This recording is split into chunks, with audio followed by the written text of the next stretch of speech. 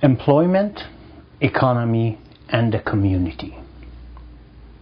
Canada is one of the most attractive nations in the world due to the fact that people from all cultures, backgrounds, races, religions, etc. live, work, and run their own small to medium-sized businesses side by side in harmony. Today, business owners are facing serious challenges and hardship in their daily activities, and local retailers and merchants day by day gradually losing their hope of prosperity, mainly due to the restricted policies and taxes that are imposed by the different levels of government, as well as lack of proper management of the market economy by the bank authorities. A stable economy free from useless restrictions benefits communities. On the other hand, unmotivated environment will make a society dull in the long run, which could become a suitable medium for corruption and crime. In the society that we live in, everything somehow ends up being about money. But money is just a medium of exchange, and no one should suffer from not having it. The basic requirement we have of our economy is that it should make it possible to exchange currency for products and or services. In order for products to move, we need energy. And to produce energy, we need people to do the job.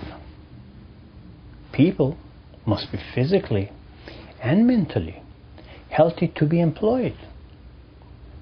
And in order to have a healthy society, we must have a practical social service system to educate, not necessarily through schooling, the public to prevent and minimize unhealthy behavior.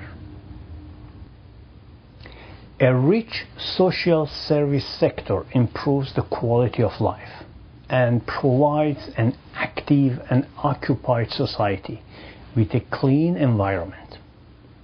Productive social services must focus on 3 stages of social life: pre-productive, productive, and post-productive. Services for the pre-productive should be available and not limited to infancy, childhood, schooling, and so on. Services to those who are at the productive stage must consider work, skill, gender equality, pregnancy, illness, health, immigration, identity, businesses, and so on. Services to those at the post-productive stage must cover retirement, housing, poverty, pension, etc.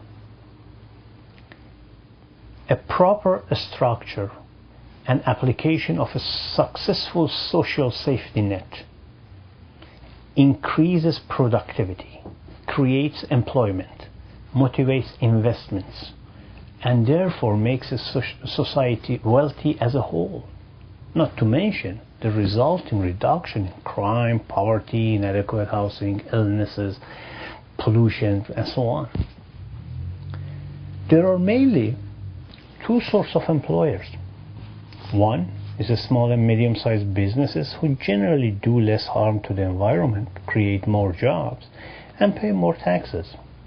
The other is large corporations, who usually do more harm to the environment, create fewer jobs, and pay less in taxes. To right the wrongs in society, we need professionals who understand the socio-economic system well enough to reverse the unjust proportion of the tax collections and regulations for different types of employers. A less regulated and less taxed small business environment, and stiffer regulations and higher taxes for large corporations. To apply a well-planned social system structure, we need competent administrators who avoid unnecessary waste and concentrate on helping others rather than satisfying their own greed. We need people who are not politicians and cannot be bought easily, who are laser focused on how to resolve issues and come up with solutions, instead of working on methods of how to grab more taxes from the citizens. Remember, there are only two main sources for wealth: natural and human, and one without the other doesn't have any value. And it can be addressed by building valuable human interactions across the country, delivering relevant targeted communications that result in increased economic activity and improved job market. You do know the truth. Nothing will ever change if we just sit back and watch. We don't need just believers. We need doers.